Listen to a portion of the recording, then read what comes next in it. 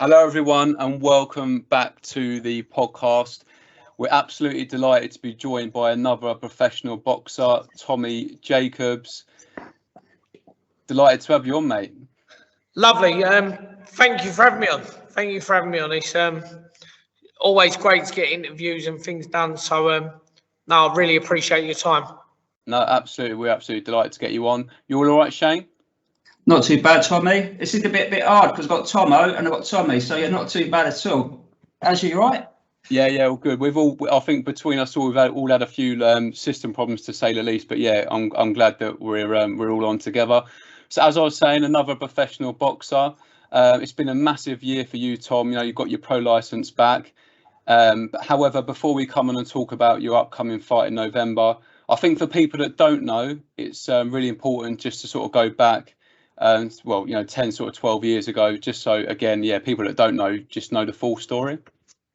Yeah, of course. To be honest, if we're for people to know the whole story, then like we might as well go right back to the beginning, the back of the start of my amateur days, to see how it all panned out and why I got to the situation that I got to and where I am now and how it's going to unfold and develop in the future. So, as a youngster, we moved around all over the place, all over the country, London, Scotland, Ipswich, Clacton. Basically, whenever my dad would get in trouble with the old bill, rather than go to court and get it sorted, he'd go, "Coming in, we're moving." And we'd get dragged up and down the country, put in a different school. I think I went to about 13 different primary schools or something stupid like that. So I was always the new kid at school, never fit in anywhere because we was always outsiders. And so back in, I think it's 1997, we eventually settled in Harwich in Essex, and only around the corner. So like from where I'm now in Colchester, where I was born. We went there, and the first thing my brother said was he wanted to find a local boxing club. He was training a bit when we was living in Scotland at Peterhead Amateur Boxing Club. So he found Harwich Boxing Club, and it was a relatively new club. It only opened that year. So in fact, brand new club in terms of some of the other clubs that have been open 50, 60, 100 years, etc. So if I'm honest, I didn't really have much of an interest in boxing. I loved watching it. I loved staying up late and watching Prince Nassim and Ryan Rhodes and people like that. That was what my childhood was made of. But I never actually had much interest in boxing. I was just the fat kid that used to climb trees and couldn't join in football because I was just useless at everything. I had no coordination or nothing. So I joined him down there at Harwich Amateur Boxing Club. This was back in, so late 97. Literally had my first training session and just never looked back. It was, I don't know what it was, but as soon as I walked in there was something special about the place. And you hear boxers talk about it all the time, the smell of a boxing gym, the atmosphere, like that raw atmosphere when you walk in there and all that. I can't quite put my finger on it, whether it was the gym, my amateur coach, Martin Webb, the other boxers in the gym, or I just found this sport that I love, but something got me hooked. I walked in that gym and that was it. It was literally, the rest was history. That from my first training session, my life was going to be boxing from then on forward. And we often use it as an example to some of my amateurs when they can't turn up to training because their auntie's goldfish has a birthday party or something rubbish like that. And we had my old amateur coach down there the other day, and I said, right, have a little chat with them and let them know how often I miss training. And it was a case of like weddings, never went to them. Birthdays, not interested. Like I couldn't give monkeys about anything in the world. If it was on a training night, I wasn't going. So 1998 had my first bout, Clacton Town Hall, Prince's Theatre, and had a decent first season. I had 4 wins out of 5. The only loss I had was to Lee Purdy, but it was on his home show in Colchester, and we all thought we won it, but we're talking generation ago now. And but Lee obviously went on and fight for a world title and was British champion, etc. So no disgrace in there. My next season wasn't great. The first bout of the season, I boxed someone who become a very good friend of mine, Jack Gillenwater from Canvey Island, and was boxing in some stinky old nightclub in Canvey, and I completely give Jack. I schooled him for the 3 rounds, and they done the decision, unanimous decision, Gillenwater, and that was my first taste of getting robbed in boxing. And so my dad, being the lovely bloke that he is, went backstage when all the officials were having their dinner and having their break, and threw all their tables up in the air and all their stuff all over them.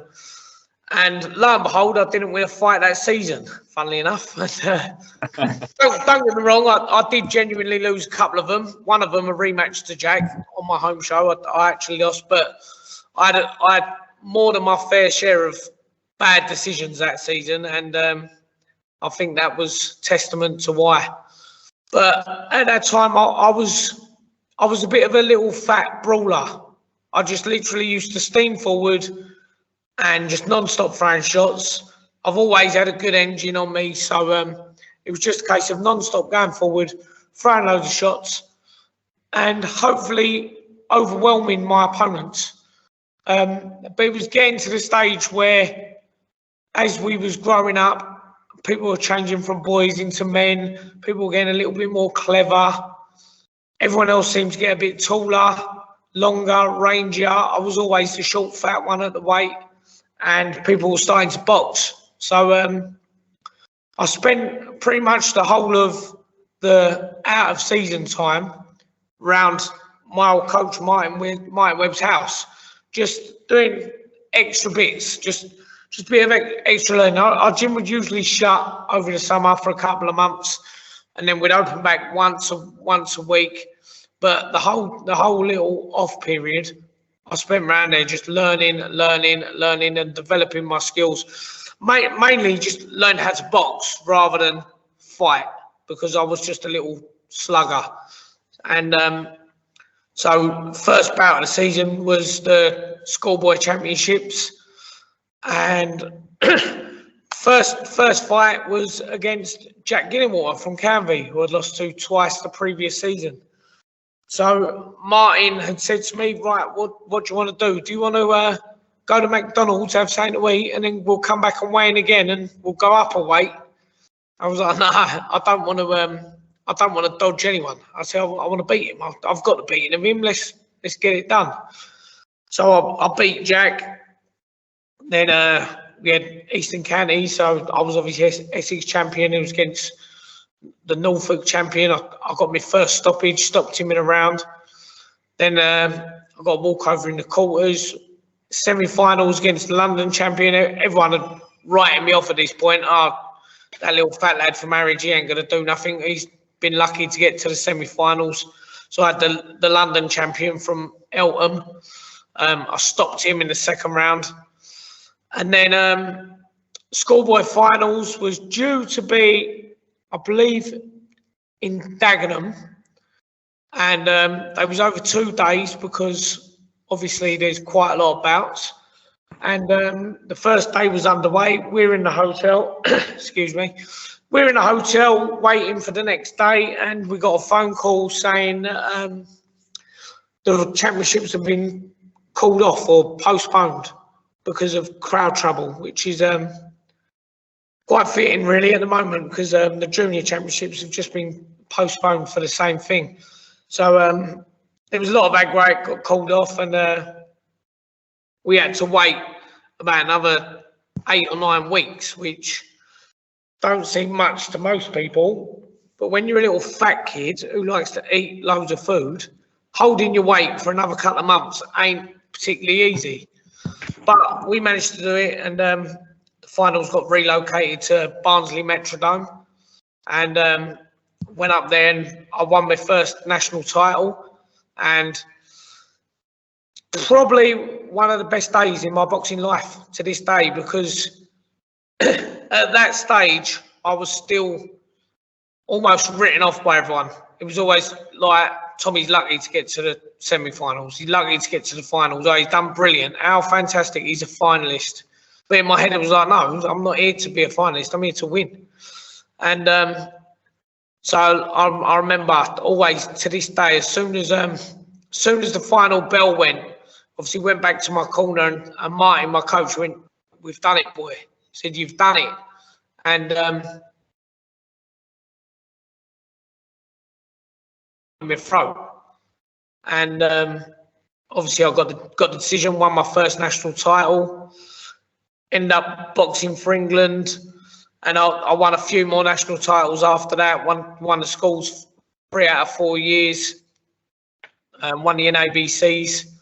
I would have won the NABCs the second time, but I withdrew after beating someone to go and enter the European Championships for England, because I got called up for England, boxing them in Rome.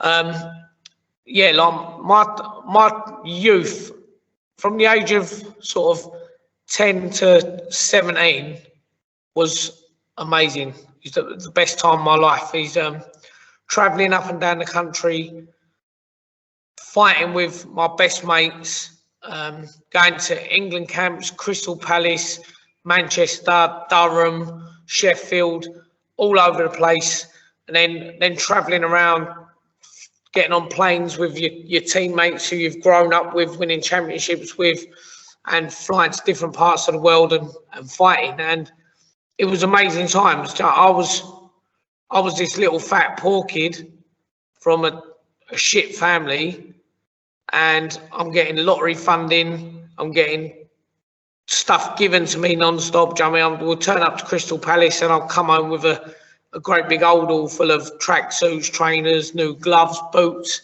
head guards, the lot. And it was amazing. It was absolutely amazing. Like, my youth was fantastic. And so in my 4th year in the schoolboys, I boxed in the semi-finals. I boxed a lad, Gardner.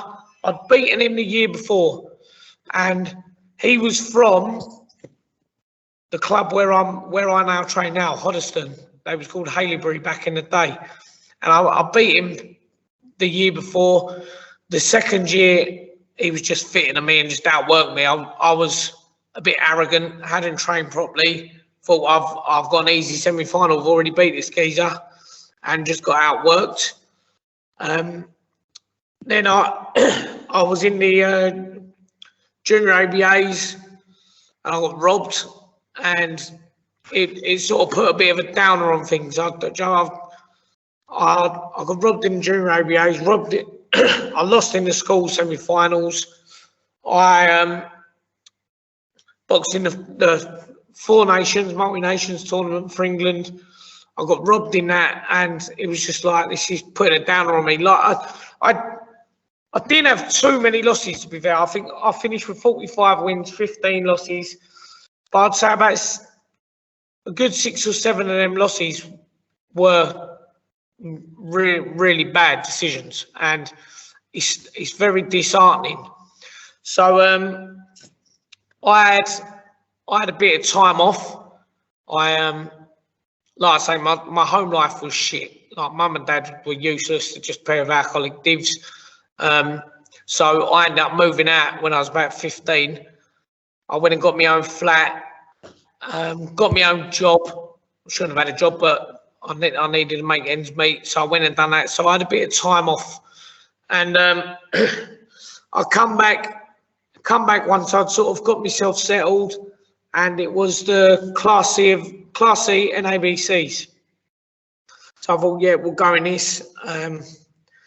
I was supposed to box John Ryder, but he pulled out against me. And then, so I got in the final, I ended up boxing a lad, Travis Dickinson from Berkeley. And Travis had just beaten George Groves twice. One of them, he'd stopped him. And George had just beaten James DeGale in the ABAs. So it was like, everyone was like, oh, you've got the hardest fight of the old draw. And I was like, well, listen, it is what it is. You've got to beat the best to get in there. And it was no lie. And there must be footage of it somewhere because it was live on Sky Sports. Because I remember Takaloo was commentating. And I think he said something along the lines of they've got the wrong person in the ring for the bout because he must have been close to 18 inches taller than me. The top of my head didn't even reach his chin. He was massive, and it was a great contest. And 4 2-minute rounds, and in the last round, I got caught with an elbow, which went boom straight down the filtering part, so that little dent in the top of your lip, and it bust my lip right open. And they called the doctor to ringside, and the doctor called it off. I was like, well, you can't call it off. It's my lip. Like, it's a bloody lip. Who cares? But it was quite a bad cut. But I think because it was live on Sky Sports and things like that, I think they was being a bit overprotective. So I lost out on that, and the referee, Trevor Norfolk, then said to me, look, just letting you know, like, don't be disgraced. You was 4 points up on the computer. And I think he was trying to soften the blow, but if anything, it made it worse. It was like I had 30 seconds to go from winning another national title, and it put me, and I lost it on a cut when I was winning, and I was devastated. After that, I spoke to Jim Davison, who was one of our England coaches, and he turned around and said to me, he said, look, Tom, on that performance, he went, you're going to be ranked above George Groves and James DeGale. And like, I didn't give monkeys at the time. We was all sort of similar sort of age. We was all like, I'd sparred George loads of times. He's like a good pal of mine. And he was just like, yeah, whatever. And then he went, but James is going to be going to the Olympic qualifiers because he's had more senior experience. I was like, oh, okay, great. So, like, it was a bit of a heartbreaking moment. It was, I never even had any thoughts about Olympics or anything like that. But to hear one of the England coaches turn around and say to you, you're ranked above him, but he's going to the Olympics, was horrible. It was absolutely heartbreaking. Don't get me wrong, it right decision because he obviously went and got a gold medal, and fantastic. And by no means do I think I had the beating of James DeGale back then anyway. I think he would have been the complete bogeyman for me with styles, etc. But it was just one of them, like, I've just got so close and then had everything ripped away after my time off, and then that again, and it was like, fucking hell, what have I got to do to get a break in this game? Like, I've dedicated my life to it since being a little kid, and I thought, what have I got to do? So I sort of knocked things on the head again for a little while, and done what everyone does when they're sort of 18, 19 years old. And I was out working, doing bits and bobs. I was doing all sorts then. I was talking to someone about, or I was speaking to someone about turning pro, a local trainer around here, and we was going to turn pro. I was 21 at the time. I'd been down to spar Darren Barker, who was with Tony Sims at the time. Before Tony Sims got really big, I think that was called TBS Promotions or something like that. And and this was down at the old Gator Amateur Boxing Club in Chigwell. I went down there, sparred him, and it seemed like I had quite a few doors open and options open for me to turn professional. And things were looking bright. Then obviously I got involved in stuff that I shouldn't have been involved with. And subsequently, I got a hefty old jail sentence, which basically, and any youngsters watching this that are getting in trouble and thinking, oh, it don't matter, it won't affect me, basically just fucked my whole life up. It literally ruined my whole life. And so, like, I'm now at the start of my career when realistically I should be coming towards the end. I mean, I should have done all I needed to do now and be having a few easy fights, just making a bit of extra money, etc. But so yeah, I got 12 years in prison for GBH, which is ridiculous. I mean, no one gets 12 years for GBH. It's I think they made a massive example of me. By the time I went to prison, I was a great big fat lump as well. I was eating loads of shit. I was out on the piss all the time. Went in jail, big fat lump, and then I thought, right, do you know what? I'm gonna get my nut down. I'm gonna do my time, and I'm gonna come out, and I'm just gonna turn pro, and that's it. I'm just gonna go throw everything into boxing because it's the only thing I've ever known and actually done well in and succeeded at, and can actually say, like, I'm good at something. So I've done my time, done a couple of years in Chelmsford, a couple more years in High Point, and then finished off with a couple of years Hollesley Bay Open Prison. Whilst in the open prison, I had a job, so I was out of the jail pretty much from like 8 in the morning till 10 at night, which sounds bizarre because by the time I got out, people already thought I was out. But I was still having to return at night and staying at weekends and such. But I actually had a couple of unlicensed fights whilst I was in prison. I was you're not supposed to go to any licensed premises, but I had a couple of unlicensed fights in the local nightclub just to earn a bit of extra bit of money for myself and just to keep my toe in the water involved with the sport. Got out and I thought, right, brilliant, let's go, let's get stuck into it, let's get this boxing career started. I was in good shape by the time I come out and started training straight away. I went and spoke with Steve Goodwin at the time, who was like, yep, let's go and get you your license. Let's do it. He applied on my behalf and I got a letter back from the board, and pretty much aside from my little girls being born, it's probably one of the only times, forget about my little girls being born. It's the only time as an adult I've cried through like being sad. So I got this letter back from the board saying, no, we're not going to give you an interview with the Southern area because you're still on your prison license. And I was heartbroken. So I spoke to Steve. I said, well, what's the crack then, mate? And he said, well, look, there's other avenues we can explore. So we looked at getting an Irish license because a fella from Sheffield, Richard Towers, had done similar, big heavyweight fella. I think he got a year longer than me, actually. I think he got 13 years. He come out, got himself an Irish license, and he boxed on that. But when we looked into that, basically, they'd marked our card and sort of said, look, if you've been turned down by the Border Control, we're not going to give you a license. So I said to Steve, what do I do?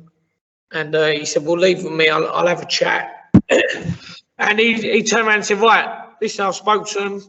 if you keep your nose clean for a couple of years, go and box on an alternative license, and come back in a couple of years. So I thought, brilliant, we'll have a look at that.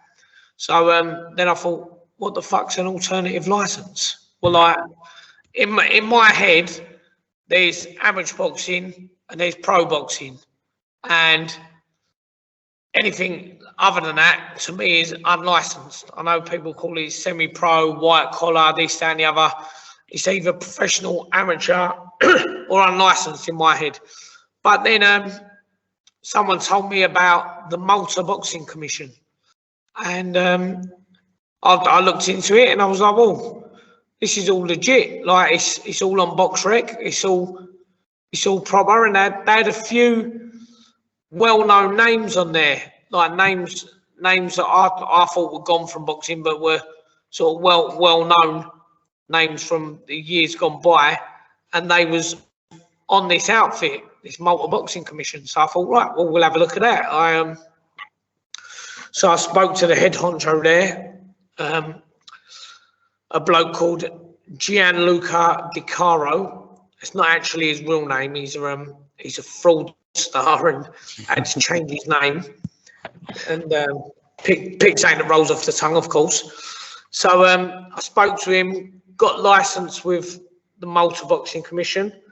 I had my first fight, and that was back in 2016 at York Hall, and it was an honour and basically a dream come true to have my first professional fight at the so-called home of British boxing at York Hall.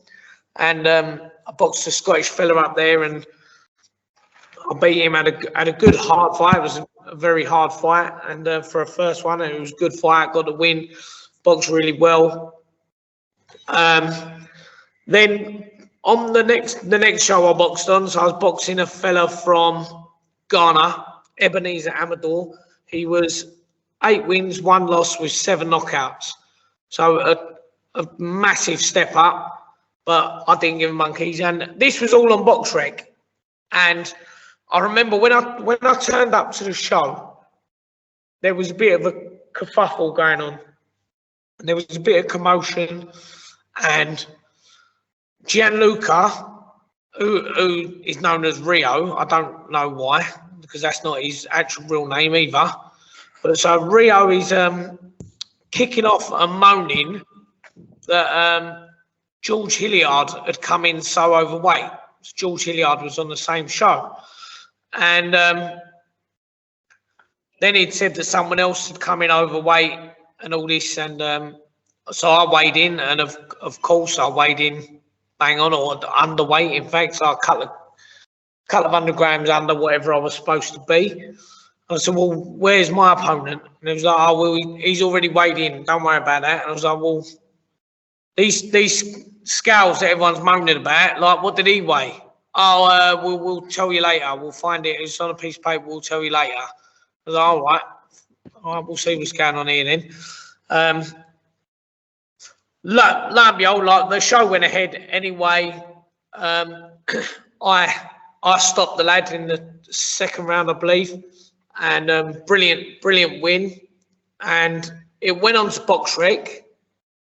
And about 3 or 4 days later, I come off of BoxRec, and I'm like, "Whoa, what's going on here? Like, I'm 2-0. Why am I all of a sudden 1-0?" And then Rio turned around and said that the British Boxing Board of Control were upset that a foreign governing body were licensing bouts in England. And that it sort of made sense, and like everyone believed what he said, and he was like, yeah, because it's under the Malta Boxing Commission, they're not happy that Malta are putting on shows in Britain.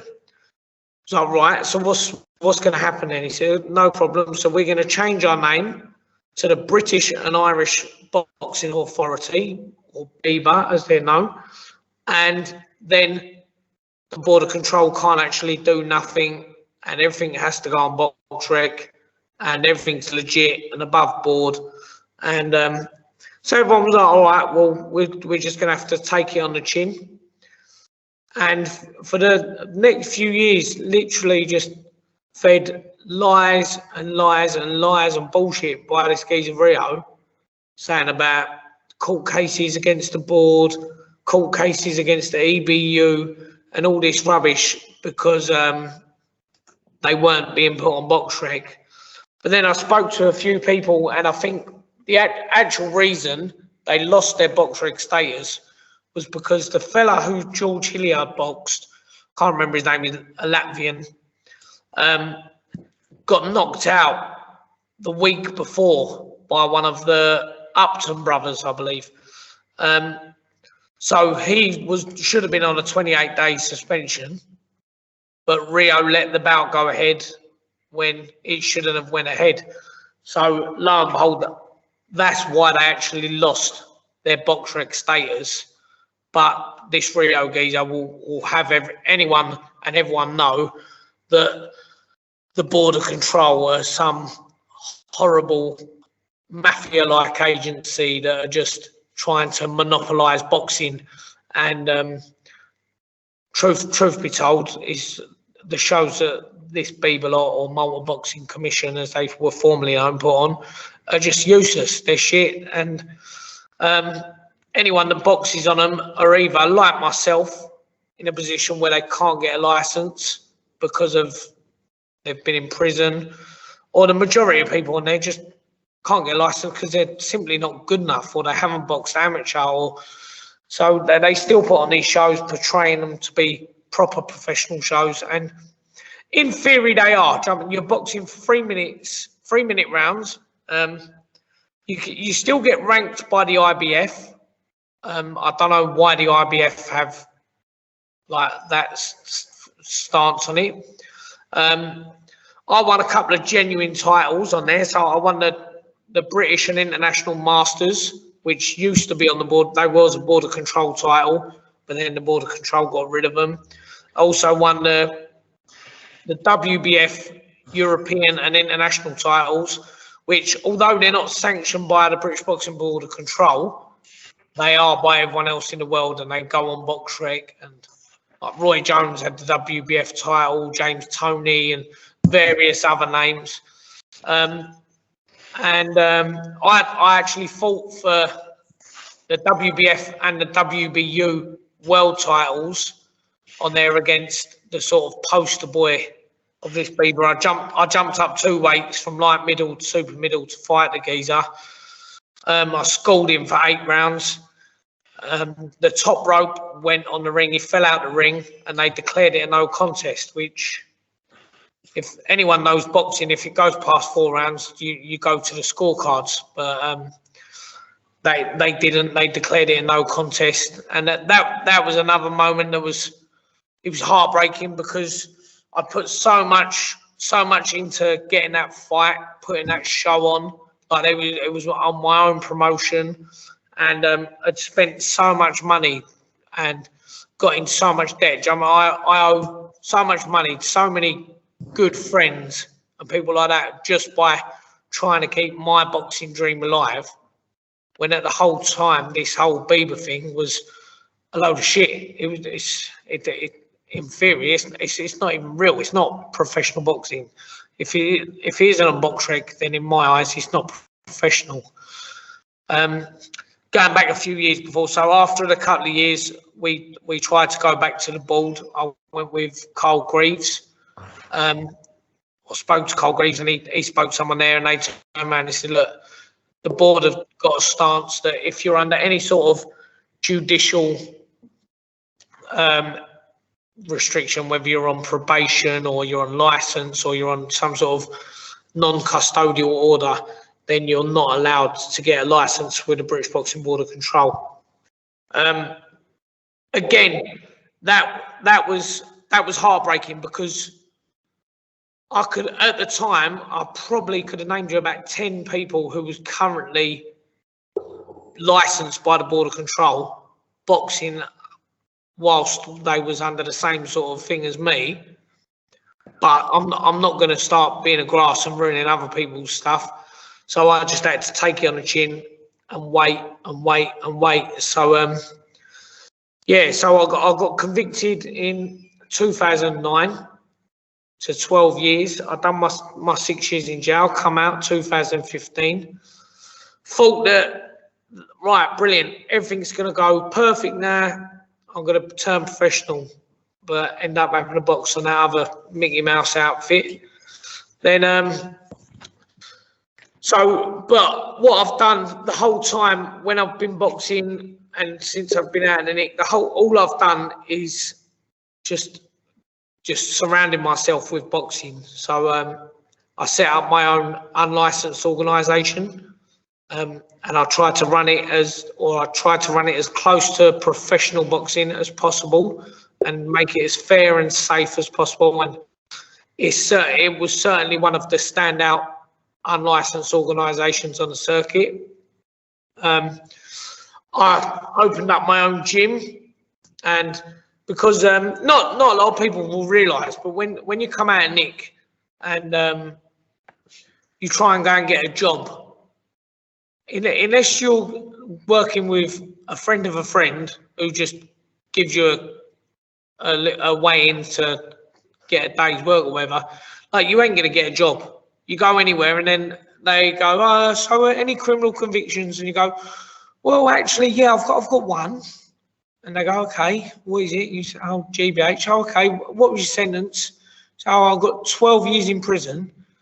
Then they go, okay, yeah, no problem. And every door gets slammed and shut in your face as quick as it was ever opened. And so I've had to sort of provide myself a way to get by while still being able to train and box. So, like I say, I've got my own gym here, which is a brilliant gym. We've got a great little group of boxers in here, fantastic amateur setup, and it's just literally, I've just surrounded my whole entire life around boxing, so that it's all I know, all I do, and I can't stray from it, because I know if I was to just go and get a 9 to 5, yeah, I'd probably be a lot better off. I'm absolutely skint. I ain't got 2 pence to rub together. And if I went and had a normal job and just lived like a normal person, then I'd probably be having a right nice time. But I'd be very unfulfilled because I wouldn't have the boxing to level that I like in my life. So I've my whole life is just boxing, and so it was getting close to it was coming. I think it must have been December of last year, and I thought, right, it's getting close now to me coming off of licence, to my prison sentence finally ending and actually becoming, for the first time, an actual free man. Because even though when you get released from prison, you're not free, you're still on probation. If I was to walk down the road and spit and a policeman saw it, I'd get recalled to prison almost instantly. You've got a big cloud over you all the time whilst you're on licence. And I got that far. I got to December and thought, right, I need to start getting the wheels in motion and start putting the feelers out there and seeing what my options are. So I probably know this sport a lot better than the vast majority of people that have done it for twice as long as me, because where I've always been on the outside looking in and on that Bieber setup, etc., I've always been looking for some sort of little loophole to get myself in, to get licensed, to get a little route in. So I've sort of know the sport inside out, and part of knowing that is knowing about all the various managers, what they do, what they can do, what they can't do. That a lot of them just talk bollocks, and sort of familiarising myself with the who's who of boxing. And through everyone that I'd spoken to, there was one name that stood out as a manager, for a reason that I liked, and that was the manager who I decided to go with, Mo Pryor. And the reason that was is because absolutely every single person I spoke to, one said he's the most honest person you're probably going to meet, and two, I haven't actually found anyone yet that's got a genuine bad word to say about him. And I think that speaks massive volumes, because every other manager, you can speak to 100 people and they might turn around and go, yeah, they're amazing. But then you'll find one that will turn around and go, actually, this one time when I was boxing, this happened, and he ripped me off, this, that, and the other. So I spoke to a few managers, but Mo was the one I decided to go with, and purely on the basis of, like I say, the fact that he's honest and he don't talk shit. So again, when my licence coming to an end, Steve Goodwin was speaking to me again. Yep, Tom, come and sign with me. I said, all right, yeah, no problem. Like, what would be your plan, Steve? Right, my plan would be none of my fighters are going to want to fight you because of your amateur pedigree. So we'll put you in a 10-rounder for your debut on the border control, and we'll make a big deal of it. And as soon as he said that, I thought, see you later, mate, because I know that, one, the border control ain't going to sanction anyone for a 10-rounder in their border control debut. Whether or not I've got one on BoxRec already, it's not with the border control. So as far as they're concerned, it was my debut coming up. And I'm a good boxer. I'm not Lomachenko. So I mean, there ain't going to be no 10-round debut. And I just thought, that's a load of bollocks. So I spoke to Mo again. Said, Mo, look, just be honest with me. What can you do? What can't you do? And he said, look, if you want to go with me, he said, I'll do everything I can. He said, if at any point you're unhappy, I'll just give you your contract back and you can go elsewhere. And that, to me, was probably the breaking point, because I know of quite a few people that have, say, moved areas and said, oh, can I join with a different stable and join a different manager? And managers have just held their contract back. They've still got 18 months left on it. They can't box. Career over. So the fact that he said that he'll give my contract back, I was like, yeah, blinding. We'll go with that. So I started speaking to a few of my mates from boxing. I've still got some very good mates from when we were young in the boxing world. So I was speaking to Billy Joe Saunders, Bradley Skeet, and Ashley Sexton. Now Bradley Skeet was saying about perhaps coming up to the Ingle gym, which I absolutely love the idea of. I went up there.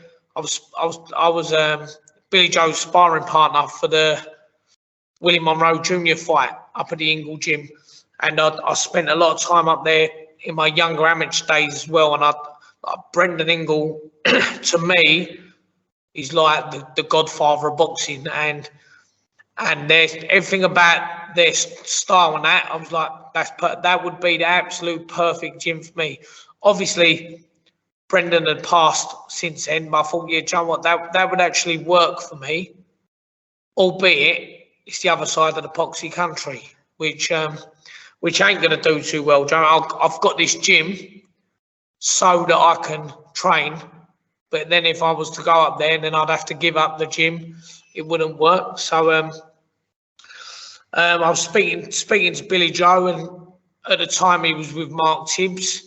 I said, what do you reckon? And so Bill was with Mark Tibbs, and so was Charlie Duffield, but we was all on the same sort of age group in the championships together and all that, all going back years. I said to Bill, what's the crack like? Do you recommend coming there? And he said, no, mate. So I was like, all right, that's good enough. Say no more. If you're with him, but you're not recommending him, that's enough for me. And then I spoke to Ashley Sexton. I said, look, I've just signed with Mo Pryor. He said, funnily enough, so have I. I thought, well, that's a good sign, because Ashley's been with fucking everyone. Do you know what I mean? He's been with Sky Sports, he's been with MTK, he's been with all the big boys in boxing. So I thought, do you know what, if Ashley's gone with him, then I've done the right thing there. And I said to him, look, I'm looking at my options for trainers because down this end of Essex, there ain't no one. Like there isn't anyone in this little corner of Essex. So he said, well, why don't you come down here and train with us? Or come down here and just have a chat with Sab. And so I knew of Sab Leo, the coach at Hoddesdon Boxing Academy, but I knew of him as a fantastic amateur coach. I didn't even realise that he was a professional coach. So I've turned around and said, yeah, I'll try what, I'll pop down here and I'll have a little look and I'll have a little chat. And I took my bag just in case. I had absolute no intention of training, but I thought I ain't walking into a boxing gym without my training gear, just looking like a div walking in just to have a chat.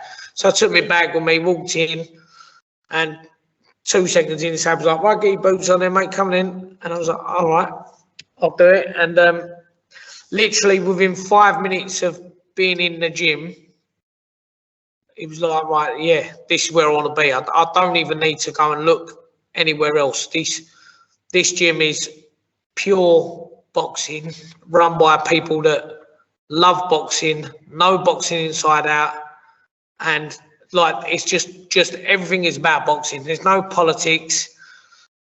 All egos are left at the door, and it was a fantastic buzzing gym, and I've been there ever since, and I will be staying there till the end of my career. And it's such a fantastic gym. Like I walked in, I was like, and I was at the time, like I said, I didn't know that that Sab was even a professional trainer. I just knew him as an amateur coach and an outstanding amateur coach. I mean, they've got 3 or 4 boys on the GB squad. They've got literally, God knows how many, I think they're saying close to 100 England reps and people that represent St. Lucia, fucking Italy, all sorts. It's an outstanding club. Like I can't even imagine a club being like.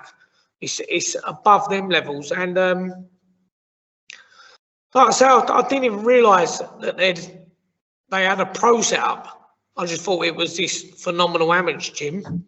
So I got chatting, and I was like, right, so how many? And they'd got quite a few pros in there. I said, right, well, how many actual like fights have you had as a professional gym then? And they was like, oh, we've had 26. All right, so. How many? Well, you got half and half wins. It was like, oh no, we've won 25, but we had a draw in one of them though. So like, it was like fucking hell. They've had 26 fights and they've drawn one and won the rest. Alfie Price, Southern Area champion. Sherelle Brown, WBC international champion. I'm thinking, fucking hell, and I don't even know about them. I said, well, how is this even? How have they got undercover and escaped being known by everyone? Because I know of a lot more high profile coaches that have done fuck all. And so straight away I was like, yeah, this is the place for me.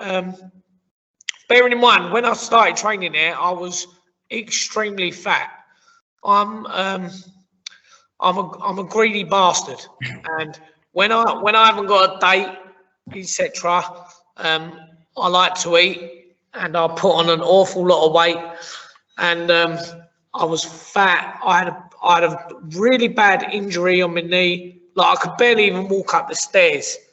I couldn't run, I couldn't squat, couldn't skip, and they just worked me. And they was like, "Listen, don't worry, we'll get round it. We'll do something else. We'll do something else." And it got me involved. I went up. Obviously, so.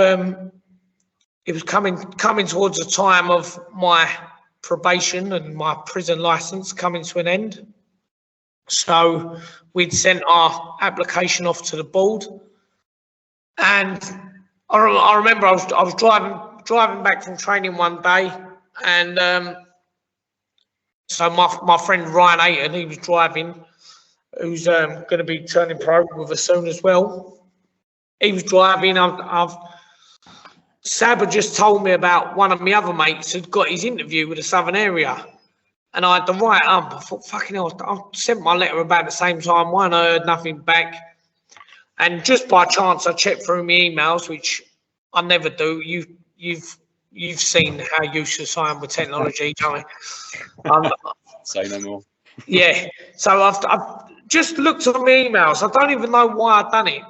And boom, straight away there's an email from the British Boxing Board of Control Southern area saying we'd like to welcome you down to your meeting. And I know it sounds proper pathetic, but I just burst into tears. I got a great big fucking lump in my throat, and I started crying. My mate Ryan, he's like, "What's the matter, Tom? Like, has something happened at home? Do we need to drive back quick?" I was like, "No, it's fucking blinding." He's like, "What?" I was like, I've got me a meeting with the board." He's like, "Well, of course you have. Everyone gets them." I was like, "Yeah, but like, it means more to me because for everyone else, it is just a case of sending off a letter and getting a meeting date back." I said, "But for me, it hasn't been that, and I've been waiting so long for it. It means so much to me." And I was in bits. I was a fucking wreck. And so got the meeting date. I can't even remember what the date was, but so I've gone down there, met up with obviously Mo Prime, my manager. Sab was with us. Alfie Warren was with us because Warren Boxing Management are doing quite a bit with Priority Boxing. And also there's a couple of geezers down there who are filming us as well because they're making a documentary on me about the whole prison, turning your life around and all that kind of stuff. And they was there filming, and we got called into the board, and everyone goes into one room together, and they fire off a few questions. I think probably more just trying to trip people up than anything, asking about how long after a fight should you wait before you have a drink and things like that. But they said, "Right, yeah, we'll call you through one by one. Everyone go outside." And excuse me. So they've eventually called us through, and I've gone in and sat down and turned around and said, "Right, just before we get started, just to let you know," my manager, sorry, Mo, has turned around and said, "Before we get started, to let you know, Tommy's case is slightly different from everyone else's. There's a few things we've got to fill you in on, this, that, and the other." They've turned around and said, "Listen, don't worry about it. We know everything. We've got everything here." They had loads of paperwork there, and they said, "We've got everything here. We know everything. Don't worry. We'll get to that bit after. First of all, we just have to ask the formality questions." And I was like, "All right, sweet." I've big sigh of relief, weight of the world off my shoulders. We're just going to crack on and get onto the boxing side of things. First question: have you got a criminal record? I thought, "Oh, for fuck's sake, you're having a laugh, ain't you?" So, yeah, and I've sort of gone into explaining it, and they've said, "Listen, we've got it all here. We just want to make sure you're not trying to pull the wool over our eyes." And then second question: have you ever applied to the board before? And I thought, "Oh, fuck's sake, not another one." Yes, he explained everything again and again. Sat there, had the meeting as everyone else would do. Then they send you outside, and while they make their decision, and I'm standing there with Mo, and he's like, "Are you all right, Tom?" I said, "No, mate, I'm not." He's like, "Why? What's wrong?" I said, "I'm fucking shitting myself." He said, "Why?" I said, "Well, look, it felt like the jury was coming back in to convict me all over again. And like my heart was racing, and like this could have quite easily been the worst day of my life. All they would have had to say was no." And I was in bits. Gone back in and said, "Right, take a seat," blah blah blah. And they actually commended me and said that I'd come across extremely well, and that they was really happy with what I've been doing outside of boxing. Like, so I do an awful lot of charity work, and I work with a lot of like troubled youngsters, basically sort of turning kids away from the same sort of path I went down. And they was over the moon about things like that, and said they'd like to welcome me to the southern area of the border. And it was literally, and I say this and I mean it as well, aside from my 2 daughters being born, literally the best day of my life. Just them saying, we're going to grant you a license, because this has been something I've been waiting for since I was 10 years old, in theory, but the last 12 years of it has been the longest 12 years of anyone ever. And it'd been very easy for me to just give up. And I think an awful lot of other people would. And that's the question I get asked all the time from like all sorts of people. I said, what made you wait? What made you wait and wait and wait and stick it out and keep your head down and just get on with things and wait till you could actually get your license? And it's because this sport is my life, and like it is me. It's all I know. It's all I do. But you can see, I'm in my own gym now, and I'm here. My daily routine. I'll take my girls to school, and then I'll drive to Hoddesdon. So just like about an hour and a half. I'll drive and I'll train there for a good few hours. I drive back. I pick my girls up from school. I bring them straight to the gym here, because I've got people then to come in and train with me, and then their mum will come and pick them up. And I'm lucky if I'm out of here by 9:30 at night, and that's what I do. Like 6 days a week. Sundays I have my day off, but 6 days a week it's just 24/7 is boxing. I'm on the phone all the time. I've helped so many people match fights on border control shows that my manager turned around and said, look, you need to get your matchmaker's license, because where I've made so many connections over the years with various people, he's like, you need to get it sorted. I'm the European representative for the WBF now, so obviously they're not recognised in Britain, but if anyone in Europe wants to fight for a WBF title, I'm the supervisor that has to go and has to sit ringside and make sure everything's done. And boxing is my entire life. It is literally all I know and all I do. And so then we had the debut, the big debut. The date was coming up, and it was getting very exciting.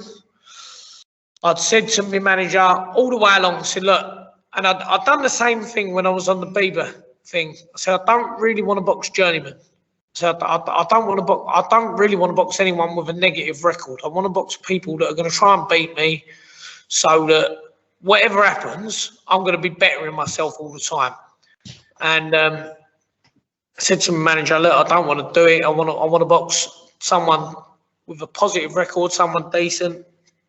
I actually matched my own debut against a fella called Theophilus Tete, who he lost to Andy Fowler on one of the Matchroom shows in Eddie Hearn's garden. He kept falling over where his boots were slippery. He got stopped by John Ryder, and he got stopped by Gregors Prosco, who lost to Golovkin for the world titles.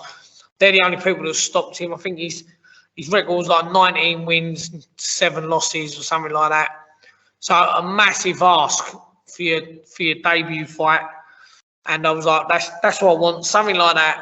I want to be chucked in at the deep end. I don't want to have a journeyman or a tomato can. I don't want someone who's going to be negative.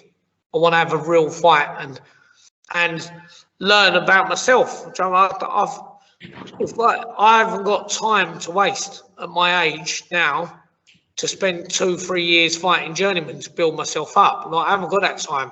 If I'm not going to be able to get to the level I want to get to, so be it. But I haven't got the time to waste fighting them, because I won't have time left. So turned up to the weigh-in, ready to go, paid Mo all the money, done a good ticket on my debut, must done just over 10 grand's worth of tickets, I think. Weighed in, come in half a kilo underweight. I'm thinking, right, blinding, let's go. So obviously it being the COVID pandemic, whatever everyone wants to bloody call it, this sort of time of our lives when all this COVID bollocks is going on. So we have to do our COVID test, done that.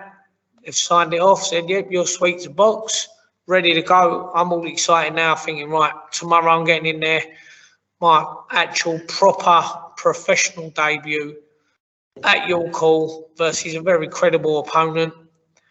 And then, so my mate, probably my best mate in boxing, and my stable mate, my England teammate, my former opponent from the amateurs, Ashley Sexton.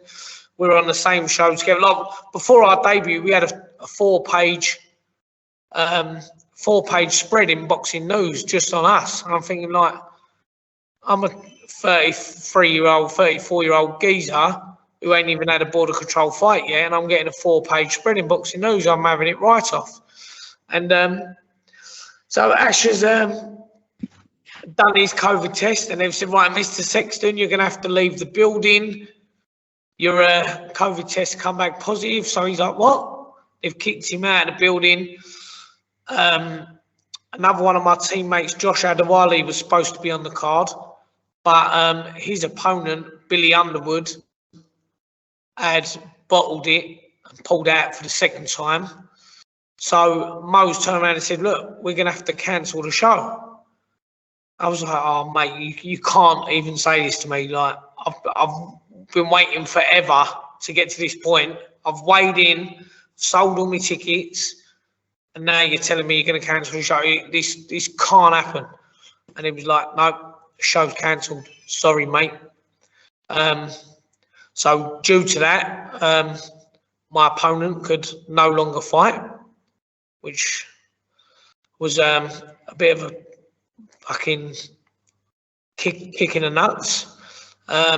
Mo had another opponent lined up for me, a Polish one with a 50-50 record. I said, right, yeah, sweet, I'll do. And he said, look, well, just in case, I've got someone else in case. So, all right. So I had to cancel the show. I had to refund over 3 grand's worth of tickets for people that couldn't make it, because it was only a week later. So everyone got cancelled off the show except myself. I was very fortunate that Mo turned around and said, look, you can still box, but you're going to have to wait a week. But yeah, I had to refund over 3 grand's worth of tickets. Then my nutritionist, Paul O'Neill from Pro Nutrition Clinic, had obviously stopped ordering my meal preps because I didn't need them no more. It was fight time, so I had to do all my own. I know it don't sound like much, but for a geezer who's often overweight, to then have to hold weight for another week and do all your own meal preps, and I was like, oh fucking hell, what am I gonna do now? I don't want to muck things up. He done that, and then so I'm in the hotel 6 days later, and the coach driver who was bringing a coach load of me fans up had been around someone that had tested positive for COVID, so he had to isolate. So the coach had to be cancelled the night before, and yeah, it was a fucking nightmare. So I turned up to the weigh-in, and I'm thinking, right, where's this Polish dude? And I've seen Kevin McCauley. Obviously, I know of Kev because boxing's my life, and straight away I just knew instantly. I thought, right, well, there's no one else here that he's here to fight, so he's obviously here to fight me. I just pulled him to one side and said, look, mate, like, if you ain't here to beat me, go home now, because like I don't want a job. I don't want someone who's going to roll over. And he was like, no, listen, I'm going to try and beat you. He said, I'm going to come for the win. He said, I think his dad had passed away not long prior, and he sort of said like, I'm going to get the win for my old man, and he gave me a good hard fight the next day. As it goes, it was a good hard fight. I didn't perform anywhere near where I know I can, but it was just nice to get it done. We had a big build up, well, a 12-year build up, and then it was weird because obviously, even though on the other circuit I'd fought for these world titles and I'd won various titles, and I've had 70 odd fights across the amateurs and whatever organisations you want to call them, and I thought I'm not going to get nervous, and I absolutely shit myself. I warmed up and I felt fine. I felt really good, but I was absolutely bricking it. And I don't know if I'd put a bit too much pressure on myself and maybe talk myself into a bit of a corner, saying how well I was going to do and that I was only going to box people with winning records, this, that, and the other. And the performance weren't outstanding, but we got the job done. And now we move on to the next one, thankfully. Yeah, do you know what? That's an incredible journey so far, and you tell it so well. I've got so many questions off the back of it, but I think first thing comes to mind, you're just relentless throughout the whole process. It's like you take one step forward, a couple back, but here you are, 33 years old. I think the first question is really, British Boxing Board of Control, licensed professional fighter. How does that feel? Do you know what? It's mad. I ain't actually got my wallet on me, but I've got my little license card in my wallet, and every time I open my wallet, I just think, it's real now. It's real. I'm actually a professional boxer, because I've always been known as Tommy the Boxer through school. Then in prison, there's that boxer. Then even when I got out, Tommy, he's boxer. And now it's like, I am.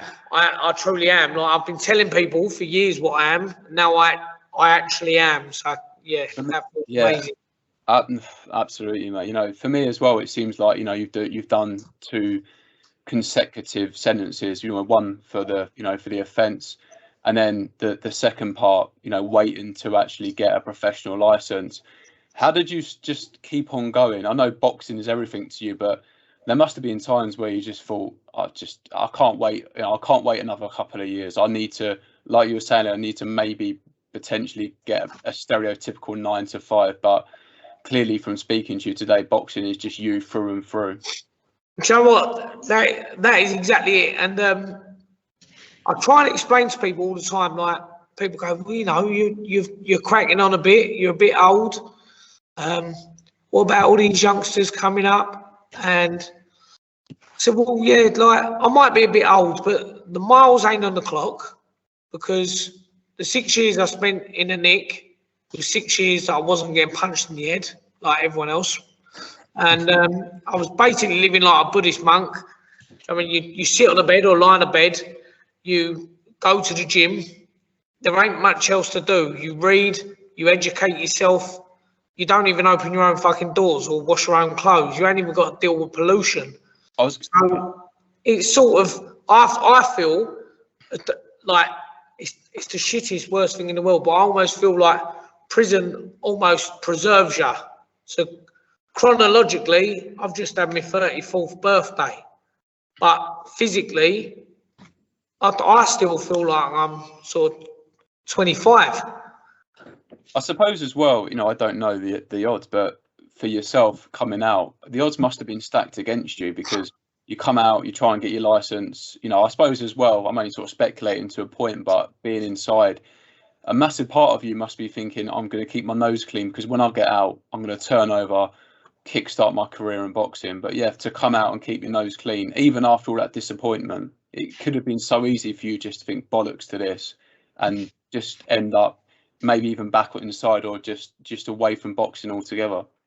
I definitely, I I remember one of my probation, so I've had a couple of probation officers over the time, because obviously it's a long old bloody sentence. But one of the probation officers I had a couple of years ago, she turned around to me and she went, "You do know," like, she went, "you're basically the model of what we need for reformation, like to reform people and rehabilitate people."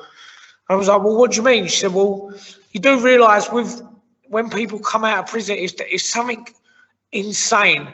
Like, if people come out of prison and they've got over a year on licence, something like over 90% of them get recalled back to prison and are back in prison before their licence expires. And as the time goes on, obviously the odds get stacked against you more and more and more, and it's almost like when you're on probation and things like that, you're almost set up to fail, because whatever way anyone looks at it, the prison system is a business, and they make a hell of a lot of money from people being in prison, and they make everything so bloody hard. And like I was, so even though I wasn't with the Border Control, when I was on Bieber, I was offered fights in Germany for WBU titles. I was offered a fight with Renal Quillen in Fiji for a WBF title. I nearly fought Shane Mosley Jr., Zab Judah, all these different ones. But they all turn around and say, "Nope, you're not allowed to leave the country because you're on probation." And you say, "Well, yeah, but it's my job. If I was a bricklayer and I had to go to Germany to build an house, not a problem. But because I'm a boxer, it's frowned upon." And I said, "Well, what's the crack then?" They was like, "Well, just get another job." I was like, "Well, no, like this is me. Like, this is me and what I do, and it's all I will ever do." And it's a bit of a mad story. Like I said somewhere actually just a couple of days ago, it's either all going to pay off, and in a few years' time, I'm going to be very happy with the way my careers went, and then I'll be training fighters, promoting fighters, managing fighters, or I'm going to be some nutty old homeless geezer telling everyone how I could have been a champion one year or something like that. It's going to go one or two ways. And do you know, I've watched a lot about you over the last sort of, since we originally spoke, and something that really sort of stuck with me is the fact that, you said when you was 18, 19, if someone had got hold of you then, I think your words are something like they'd grab you by the neck and say, "Look, you silly bastard, you're going to ruin your life." That would have been a massive help to you at the time. But, hearing you talk about working in schools now and the work that you're doing, we both hope that you go on and do great things in the sport of boxing, but the work that you're doing with young people now, and don't get me wrong, there's teachers, there's family, but to hear it from you that's been there, done it, got the t-shirt, I'm thinking if I'm an 18-year-old lad and I'm getting a little bit of trouble, maybe on the brink of maybe getting in serious trouble, but then if I'm talking to someone like you, you're probably someone I'm going to listen to. So the amount of people that you're probably helping and actually saving their lives in a way, that's a great side of it as well. Do you know what? I had my first success story for that recently, as it goes. So before COVID, I would have a lot of groups coming in here. Some from probation and the youth offending team, and some through another organisation called New You, and we run accredited courses in the gym, and basically, like, without trying to sugarcoat it, all the kids are just little shits. They're little bastards. They've probably had a shit upbringing, come from shit families and shit backgrounds, and they're little cunts. And they're in trouble, and they're mucking around, and they're getting in trouble with the old bill, this, that, and the other. But they're not past the point of no return. And they bring them here, and we do these courses with them. And don't get me wrong, some of them probably walk down the road and rob someone, but hopefully we do help some of the people. I even I'll go into quite a lot of schools, and I do talks with the kids. And I remember the first time I went in, so I went back to my old school, the Harwich School, which I was completely expelled from. So I wasn't allowed to go there for the last couple of years, but now I'm being asked to come back there and sort of be a role model. And I walked in and it was very, very surreal seeing teachers that was there when I was there and staff.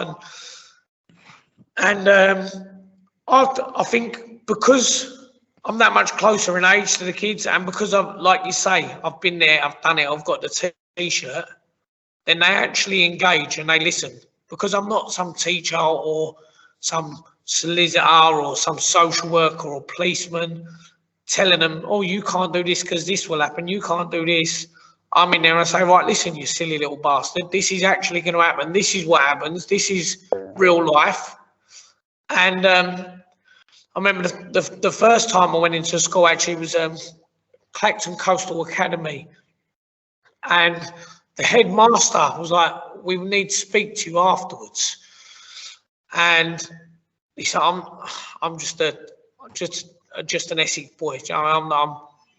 There's no airs and graces. And I thought, oh no, bollocks, I must have swore a couple of times, this, that, and the other. And he come over and was like, we think you're absolutely brilliant. He said, we want to keep welcoming you back. And I kept going back there. In the end, they ended up offering me like a full-time role in the school where I'd have my own classroom. And basically, so when kids were being, so this school is like not a normal school either. This is like a proper naughty school that have got like a school within a school. So you get kicked out of the main school, then you get sent to this unit, and then I deal with the kids that are on the brink of getting kicked out of there, and they wanted to give me a classroom in there so that when the kids are like on the brink of kicking off or whatever, go and see Tommy. And I'll get people message me from people I've never met and from schools I've never even heard of, and they'll say, oh, we've heard about you and your talks with the kids and that, we want you to come in, and we think the school needs a bit of the Tommy treatment. And I think it's just because I'm just straight down the line, and I don't get me wrong, like I probably shouldn't swear as much as I do, especially not in front of the children, but I think with these youngsters, the way they are, sometimes it's the only way to get through to them is just to talk in their own terms and be real with them.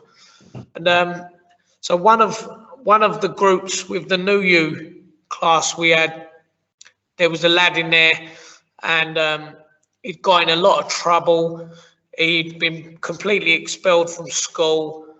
He weren't going to any school. He was basically, he was one thing away from being in prison himself.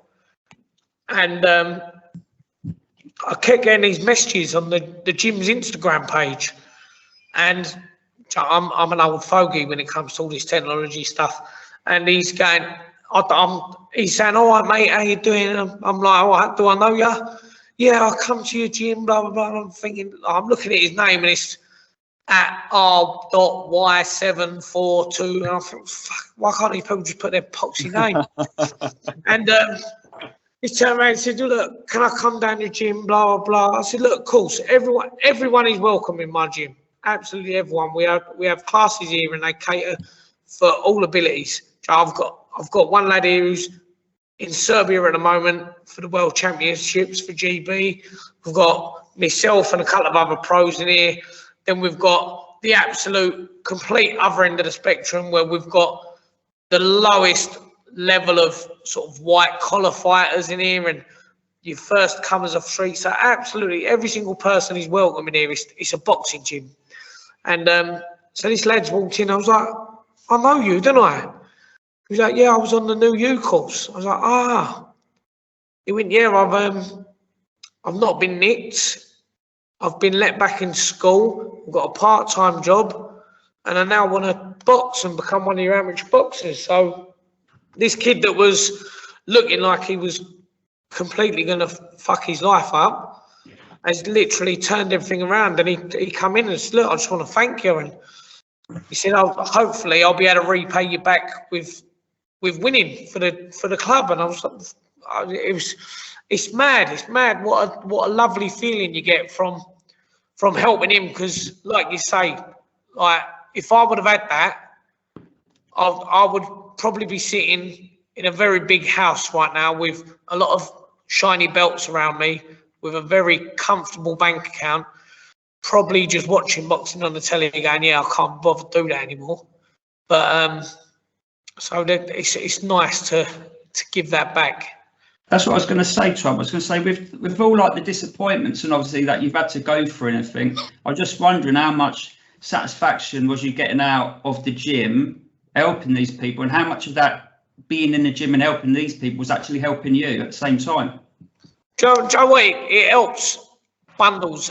So like when I was running the unlicensed shows, and now I started doing a load of ladies only shows called Essex Pink Gloves Boxing, and we'd raise money for something local, either to do with females or with children, because it was a female show. And I'd say to people, right, what does everyone want us to raise money for now? And people say, oh, let's do it for cancer research. I was like, nah, bollocks to that. Too much of a big corporation. We raise a couple of grand, it's going to get eaten up in admin fees and salaries. No one's going to see anything. So I'll stick something out on the Facebook page, and I'll say, right, let's pick someone local or a cause that's local, and let's help someone and genuinely help them. And we've helped so many people, and it's fucking amazing. Like or not me, sorry, I shouldn't say that, but myself and the girls that have boxed and the whole organisation, we've sent a little kid to America for specialist treatment. We've had 2 people get over cancer that we've raised money for whilst they're suffering. And don't get me wrong, the money hasn't helped them get over the cancer, and it hasn't got them any special treatment. But while their families can't go to work because they're looking after people in chemotherapy and all that, we've just lightened the load and helped them pay the bills. Or like we had one lad in here, and he actually rung the bell whilst the girls were training to box for him.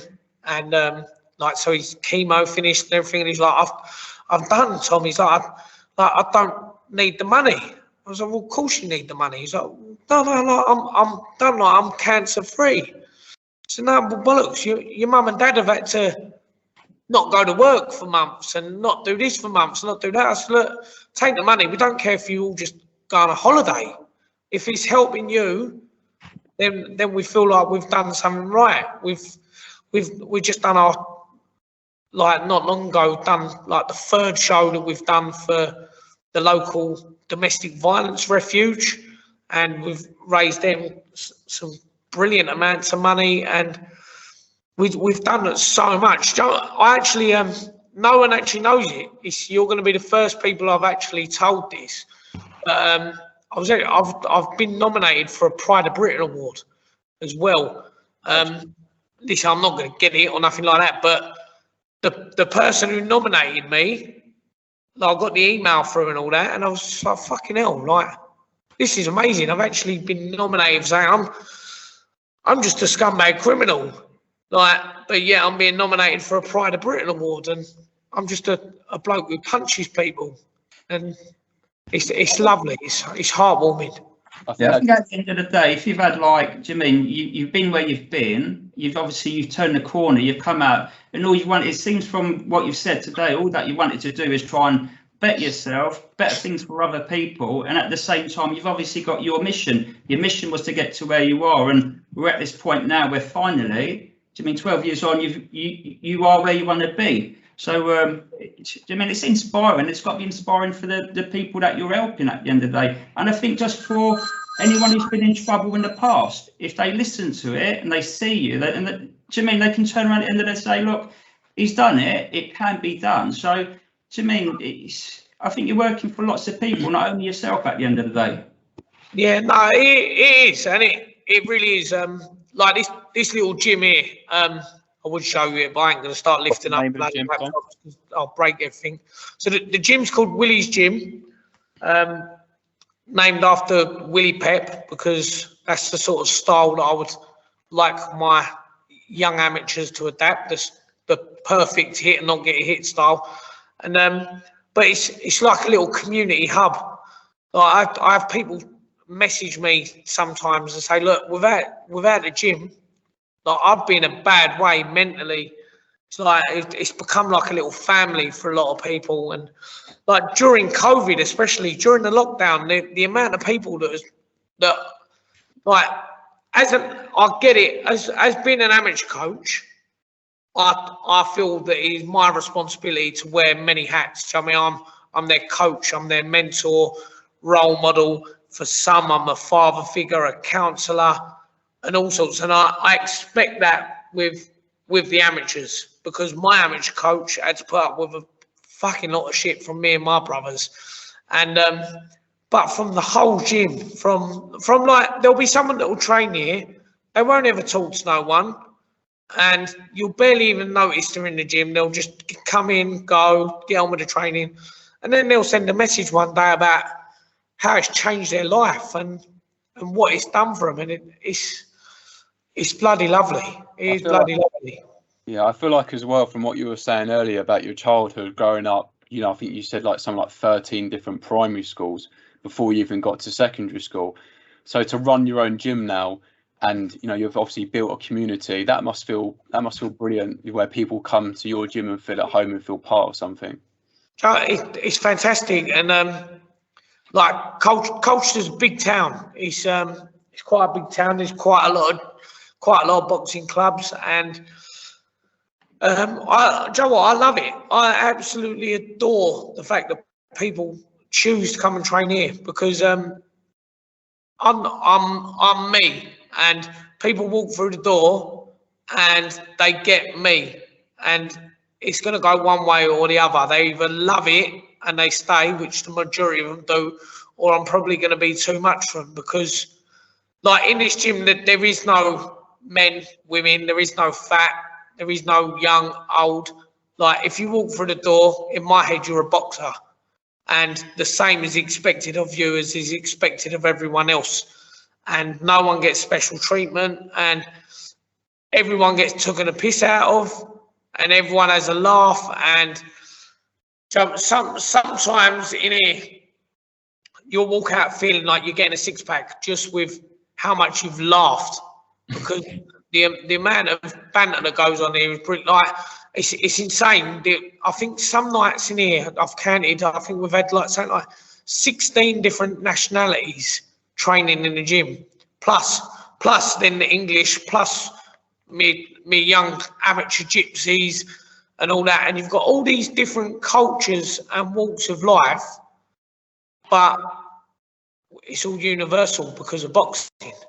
So like you've got all these people that would never in a million years probably even meet, but they're all getting on and they're having a laugh and having a fantastic time, and they're making themselves better through this noble art of boxing, and it's lovely. Oh yeah, no, absolutely. You know, again, you know, you're leaving the egos at the door and created a community where everyone feels welcome. But I was saying to Shane, you know, I've known you less than a week, but I was, you know, you just a couple of phone calls that we've had, messages on Instagram, just the most easiest person to deal with. And a shout out as well to everyone at Hoddesdon Gym, you know, yourself, Ashley Sexton, Alex Leo, the professional cut man, Jason, is it, I believe? Yeah, Jason Fielding. Honestly, mate, yeah, everyone just so easy to deal with. I was saying to Shane, I thought, you know, it's going to be a little while before we get fighters come on, let alone professional fighters with stories like yours. But yeah, we've been blown away, haven't we, Shane? It's just the response that we've got.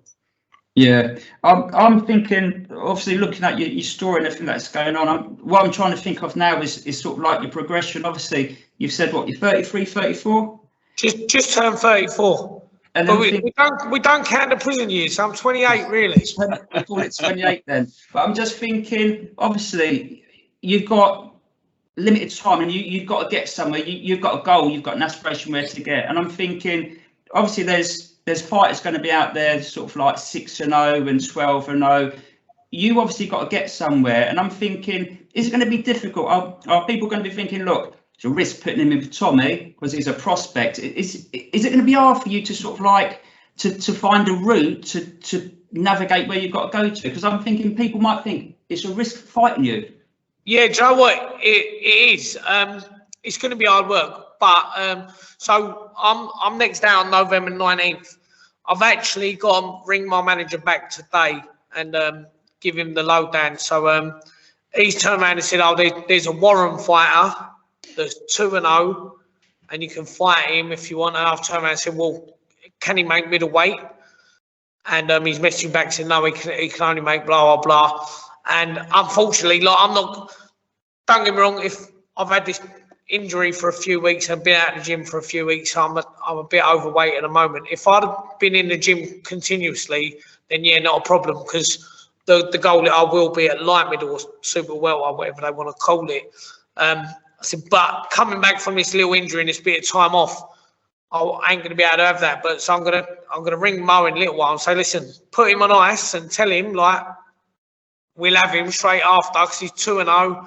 He's off Frank Warren shows. He's on Queensbury. He's verified on Instagram, verified on Twitter, and but they're the fights I want. Like I don't mind being chucked in at the deep end because I'm confident in my own abilities. I know that I'm a very, very good operator.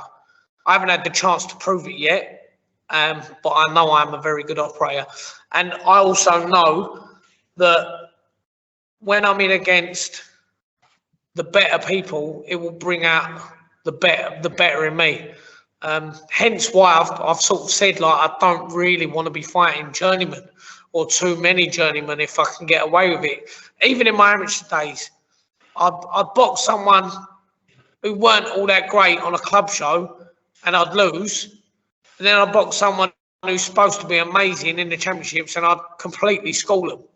Like, I seem to rise to the occasion, and if the stakes are there, I'll push myself to do better. So my manager's brilliant, and I've said to him, look, if fights come up, then we'll have them. We're looking at fights overseas. We're looking at any fights we can get hold of. Unfortunately, since my last fight, obviously I had this injury which seems to be holding up now. But as soon as you get this next one out of the way again, then it'll be, look, I'll really be ready. I'll be staying in the gym. I'll be fit. I'll be on weight all the time. It's if it wasn't for the injury, I'd be in tip-top condition now, but I physically couldn't train. And I've waited this long to do it, so that as soon as I'm completely fit, no injuries and all that, I'm not going to leave the gym. My coaches will probably, if you ask them, do you know what I mean, they won't say it because they'll know that I'll be happy about them saying it. But I work harder than anyone else in the gym. So the gym's amazing. We've got a load of pros in there. I don't even know how many pros we've got. We've got about 12, 13 pros, but then we've got all these elite amateurs. And we're talking GB boys, England boys, national champions, ABA champions, Haringey Box Cup winners, all these top elite amateurs. And the pace that they work at is fucking unreal. I was listening to you talk, actually. You said that, you spar the professionals, you get the amateurs in as well, and they equally give you a difficult time. Oh, it's hard work because it's just at such a higher pace, and but I'll keep up with them. I'm this fat old geezer, and I'll keep up with them, and I'll work with whoever's in there, and I'm happy to be the first one in the gym and the last one to leave every single time, because, like I say, this is my life, and I've got my goals. I'm not even entirely sure what my goals are, whether they be a British title, a European title, world title, or what. But basically, I just want to find my level. If I get to a certain level and I get beat by someone, and I think, do you know what, on my best day, I couldn't beat them, then I'll go, right, I'm done with this now. But I've never, to this day, and I've been in the ring with so many different people. I've never actually been in the ring. I've been in the ring with actually one person who I've ever thought they're better than me and I could never be better than them. And that was my little brother. But other than that, like, I've sparred countless world champions and Olympic medalists and all that. And I think I'm actually as good, if not better than all of them, if everything's right and the timing's right and the training's right and everything's done right. So that's all. I just hope and pray that I get a good year or two of solid action, no injuries, where I can just get as active and busy as possible. I'll get the people behind me buying the tickets and following us wherever we got to go, and I can get to the highest level I possibly can. Where can people buy tickets for your next fight? Direct from myself. So, yeah, the majority of people will either come down to Willie's gym in Colchester, or they'll message me on my Facebook or my Instagram or Twitter, which are at Tommy Sweet Tea. And just going back a little bit as well on a couple of things that I've seen you on, you talk a lot about Billy Joe Saunders being there for you, during that whole process, you getting your license back. Just wondered if you could talk about that a little bit as well, and how important that help was for you at the time. Oh yeah, of course. Well, again, like, so Bill's one of my good pals from the amateur days. We grew up together, boxing in the championships, boxing for England together. He was on my England. I was captain of England, and he was on the team with me. Him, Cal Yafai, and a few other very decent lads. So, like, me and Bill go back years. Like, we've been good friends ever since. Like I say, I was his sparring partner for the Willie Monroe fight, which is like that in itself. If you was to ask anyone who didn't know the story, they'd be going, "What the fuck's he doing? He's got someone who's 1-0 on BoxRec, hasn't boxed in a couple of years. Yeah, what's he doing? Why is he using him for his preparation for a world title defence?" But obviously, my style was similar to Monroe's, and Bill wanted to use it. But no, Bill's a good friend, and he makes a rod for his own back a lot of the time, because he says things without thinking. And but at the end of the day, who cares? Who cares?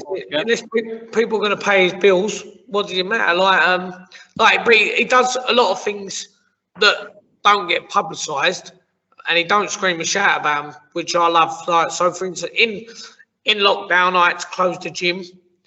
And I'm sitting there twiddling my thumbs thinking, what can I do? Like, I've got absolutely nothing to do. So I had a massive, great big van. I thought, I know, I'm going to drive down to Spitalfields Market. I'm going to buy a fuckload of fruit and veg.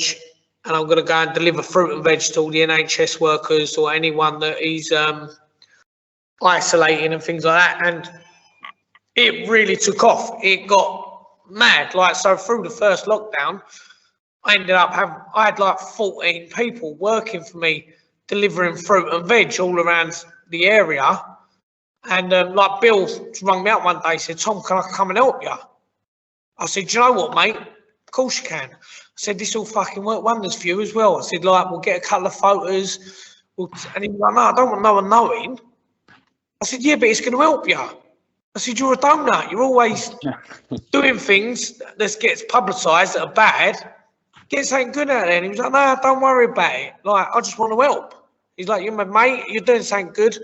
I want to help you." So, like, Bill come down, and he was out driving around in a little old rusty Transit, delivering fruit and veg parcels to people that were stuck at home because they couldn't get out. And we tried to keep it a bit secret, but obviously it sort of got out. A few people started writing on Facebook, "What's going on? I've just seen the world champion delivering a box of fucking bananas to me next door neighbour."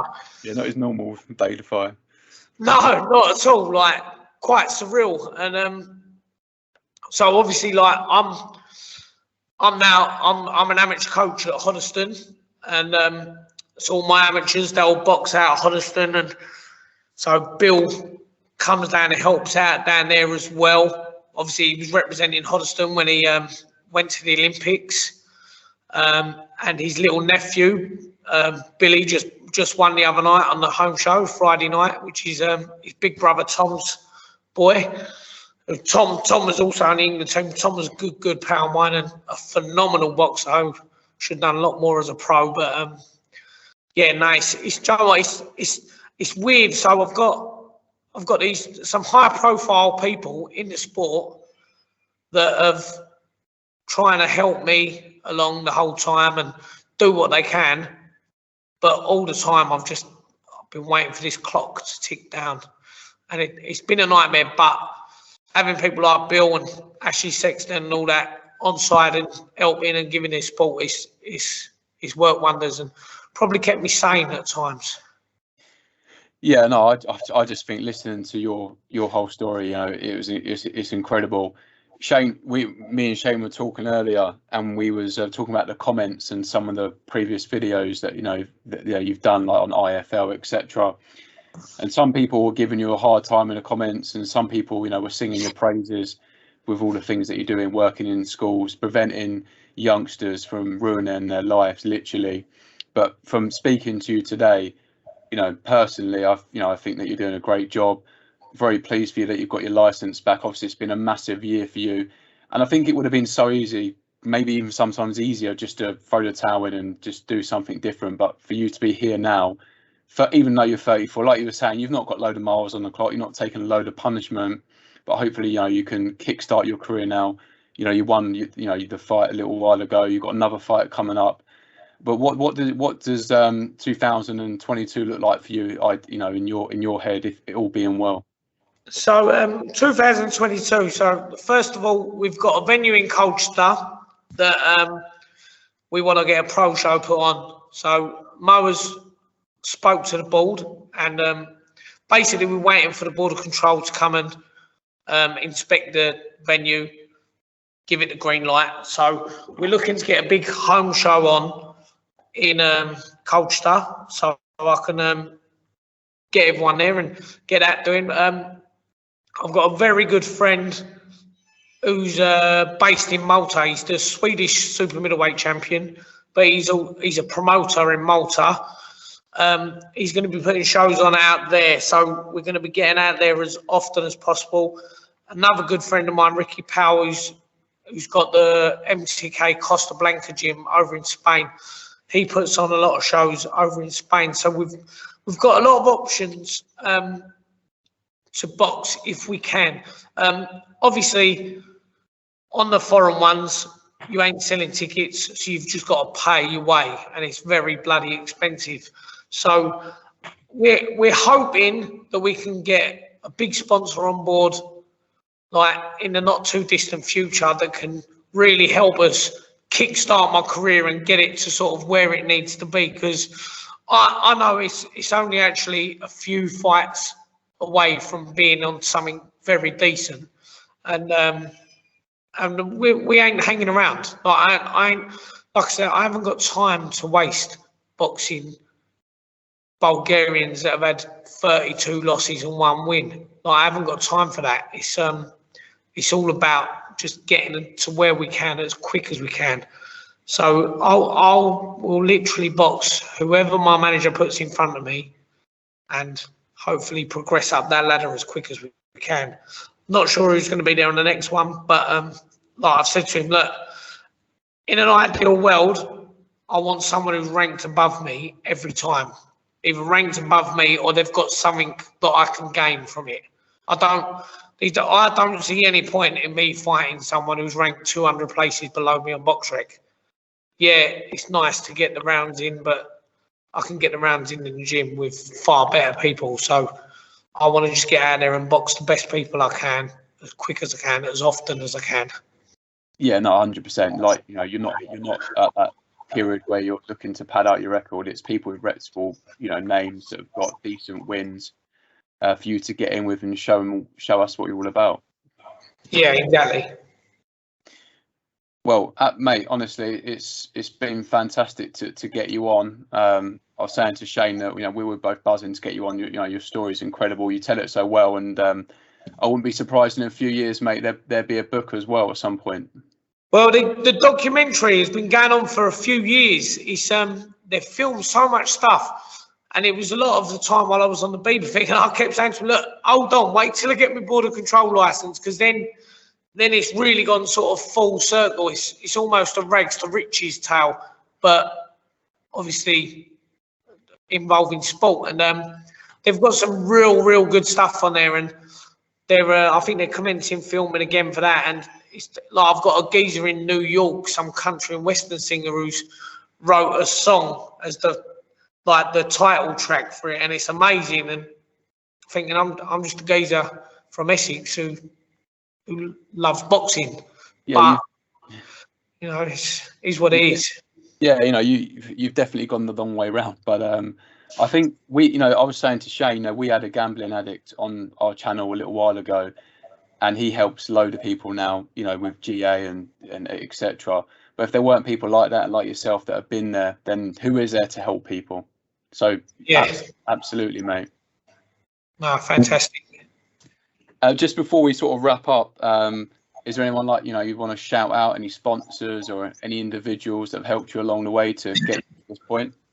Yeah, definitely. I want to give my sponsors a shout out, because without them, like this hard old job would be impossible.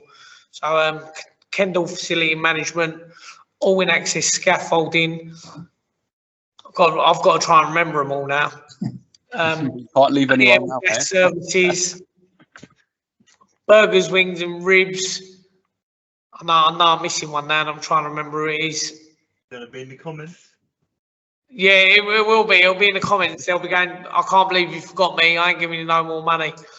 But all of my sponsors, without them, it would just be impossible. I mean, they're fantastic. And secondly of all, my gym, the gym we've got, it's got absolutely everything. We've got world-class coaches, and I don't say that without meaning it. They're proper world-class coaches. I've been in this sport for over a quarter of a century. I've trained with Tony Sims. I've trained with the Barry Smith, who's at MTK Performance Centre. I've trained with the Tibbs, Mark and Jimmy. I've trained at the Ingle gym. I've pretty much everywhere in the south, barring Booth, I've trained there. I mean, I've been in Peak, I've been absolutely everywhere. And then obviously up north, I've only been with the Ingles, but for me, they're the best people up there. And I genuinely believe that I'm in the best stable in the country. We've got such an amazing array of talent in the country, in our gym. It's phenomenal. The boxers we got in there at the moment are outstanding. And the amateurs that are coming through, I'm gobsmacked. I'm gobsmacked by the amount that we've got there, and it's brilliant. I mean, we've got the best coaches. We've got a fantastic cut man in Jason's Fielding. We've got the best nutritionist in Paul O'Neill. We've got, he's a geezer. No word of lie. So for my fight, I lost 36.5 kilos. 6 stone in about 4 or 5 months, because I'm just a fat, greedy bastard. I was going to say, you weren't lying there, mate. You obviously blew him up in between fights. Yeah, I'm just obviously I wasn't training beforehand, so I was hugely fat. But the nutritionist, he just does everything perfect, and I'm a fat geezer. And then fight week, I come in half a kilo underweight, but fight week I'm eating omelette and hash browns for breakfast and having ice cream every day on fight week. So the geezer knows what he's doing, and yeah, the stable we've got is phenomenal, and I can't thank them all enough. Like the coaches, the boxers, and everyone in our little group at Hotbox and the Bear Cage. I can't thank them all enough, because And And yeah, like you say, you've been... some of us, if not a lot of us, are going to make it big out there, and we're going to bring the rest of the team along with us. Oh, perfect, mate. No, look, I was just going to say, you've been around the block. You've grown up with people like Jules Groves, James the Girl. You sparred Billy Joe, previous world champion. So for you to give it a nod, if you like, they're obviously doing something right. And again, I spoke to a few people from that academy, and everyone's just been an absolute diamond. So yeah, credit to you all. Brilliant. Thank you. You're very welcome. We're very grateful for you coming on. It's strange because me and Shane do some other bits and pieces as well, and we're just sort of talking non-stop. But to come on here and just stop and let someone tell their story is great. Yeah, I'm a nightmare. I don't bloody shut up. No, mate. Mate, honestly, we're dreading the day when someone comes on the podcast and gives us a yes and a no. I'll have to send them to you for a week. But that's what we want. We want people to come in here and tell their stories, because for people just finding out you've got your license back and not hearing about the background, it doesn't really make sense. But hearing it all, it makes sense, and people get to know what you're all about. So we're very grateful. Anything you'd like to add, Shane? Perfect. Just pucker interview. Lovely. Sorted. Perfect. All right then, Tommy. We both wish you all the best going forward, and hopefully we can catch up after your next fight as well. Blinding, of course, always. Thank you so much for having me on. You're welcome, top man. Have a good evening. Thank you very much. Cheers, mate. And yourself. Cheers, mate. Bye-bye.